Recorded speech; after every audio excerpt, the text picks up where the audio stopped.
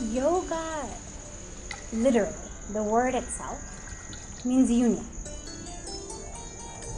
When it was originally used, when we go back to the time of the sages and the saints and the rishis and the scriptures, it was about a union of the self with the divine. And so whether one utilized practices of the body, whether one utilized practices of the breath, it all was about connecting to God. In fact, interestingly, in the Bhagavad Gita, when Krishna talks about yoga, when he uses the word asana, to us today an asana is something that we're doing. We tend to be sweating, we tend to be working, we're stretching, we're straining, we're doing something. In the Bhagavad Gita, when he talks about an asana, it's actually something you sit on. And he gives a great deal of description to how one would prepare the right asana. And then he says something very interesting. He says, now that you have prepared the asana, you are ready for the practice of yoga.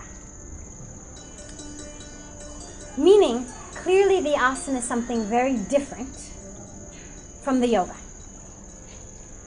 So whether we think about an asana as something we sit on or a posture we sit in or we stand in, it clearly is just the first step to be able to practice yoga.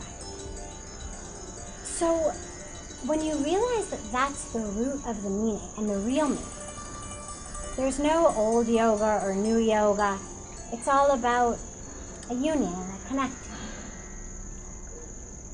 When you talk about these forms, they tend to be forms that are taking the asanas and teaching them in new ways, with heat, with music, with this, with that, whatever. We have here, for example, an international yoga festival once a year, where we have lots and lots of teachers who come from lots of different schools of yoga. Some of them are more what you'd call traditional, some of them are newer. They're all fine, as long as none of them is claiming that in and of itself, that is yoga. Patanjali gives it very clearly when he talks about the 8 limbs of yoga. We begin with yam and niyam. There's 5 of each. You could call them the 10 commandments. Things we must do, things we must avoid. This is how we live. But they have certainly nothing to do with our muscles or our bones or our skin. They're things like non-violence, truthfulness, purity. That's actually the foundation of yoga. That's our limb 1 and our limb 2. Asana doesn't come until limb 3. So when you start talking about the exercises we do, that's only once you've got a foundation already of how you're living, how you act. Pranayam then comes as limb 4. And limb 8 is samadhi, union, divine union, bliss, that ecstasy of becoming one with the divine. So all of the forms are fine, as long as no one is saying, okay, here's our way of teaching it. We include asana, we include pranayam, so we're touching on limb 3, we're touching on limb 4, but this is yoga. That's the only problem, is taking something that's 8 limbs and claiming that it actually is only this very small set of practices. Otherwise, whatever they want to offer, as long as it's getting us closer, either much closer or a little closer, closer in a faster way, closer in a slower way, whatever. As long as we're getting closer on some level to that union with the divine within, the divine without, then we're okay. But if we really want to practice, we just have to remind ourselves that there's a lot more to yoga than what we're doing with our body, how hot the room might be, how cool the room might be, whether there's music, whether there's not music, all of that. The happiness I get eating a chocolate ice cream cone comes and goes.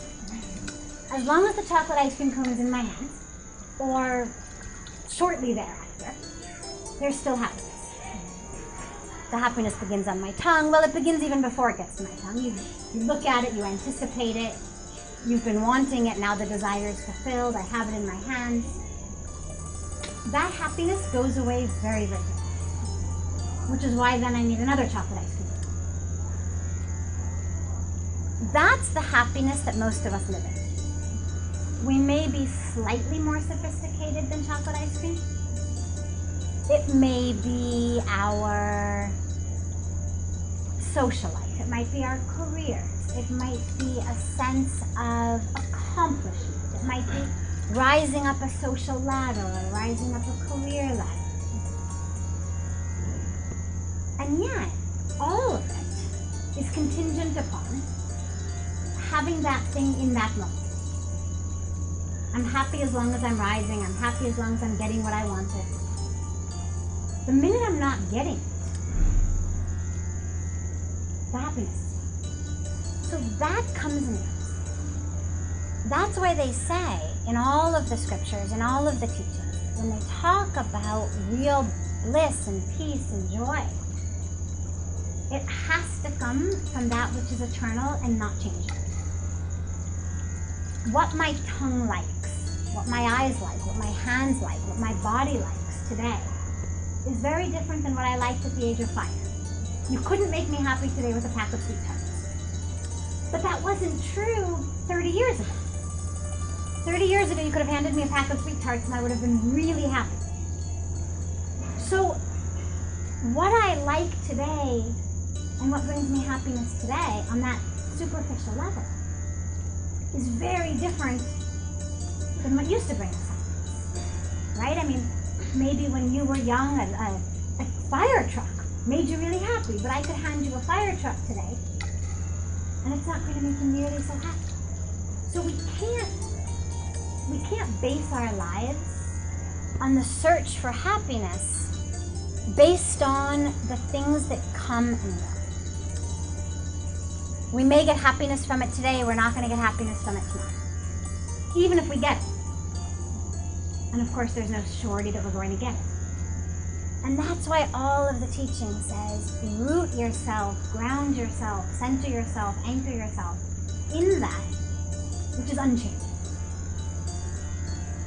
which is eternal, which doesn't come and go, which doesn't change year by year, that's not based on my age or my interests or my desires or my taste buds or my sensory neurons, but which is based on that union with the divine. That's the only thing that doesn't change. So whether I'm connecting to the divine within myself, whether I'm connecting to the divine in the world around me, it's irrelevant. Either way, it doesn't matter. However I'm able to connect to that which doesn't come and go, which doesn't change, which has always been with me, I can't lose it. I can't wake up one day and find it's not there. I'm not going to outgrow it. That's where the happiness that doesn't go. And that's the whole point of all of the spiritual practices. They say, we think that which we want is something in the world outside. We think that which we want is what we see on a commercial or in a store or on somebody else's body or on someone else's hands or in a shop window. But that's where all of the spiritual practices say, no, forget all that stuff. If you have it, fine, no problem, enjoy it. Having it's not going to make you unhappy. What makes us unhappy is the belief that through that, I'm going to find happiness. I'll tell you a quick story to end the question. There's a great story of a woman she's out in the road in the night, and she's down on her hands and knees searching for something. And this wise man walks by and he says, "Mother, what are you looking for?" Can I help you? So she says, I've lost my key. I'm searching for it. He says, okay. He gets down on his hands and knees. He helps her look in the road. And after a while, he doesn't find it. And he says, well, where did you lose your key? So she says, it's in the house. I lost it in the house. And he said, well, then why in the world are you searching in the road for it? If you lost it in the house, why are you out in the street? And she says, because I have no electricity in the house. And it's very dark and I can't see anything. And outside, there's this very, very bright street light. So I thought, let me come outside and search where it's light to find it. So he says, go back in the house. It may be dark, it may be difficult, but an army couldn't find your key outside. Because it's not here. And the point of the story being that we do the same thing. We search for that which we want, the key to our happiness, the key to our joy, in all of these things outside.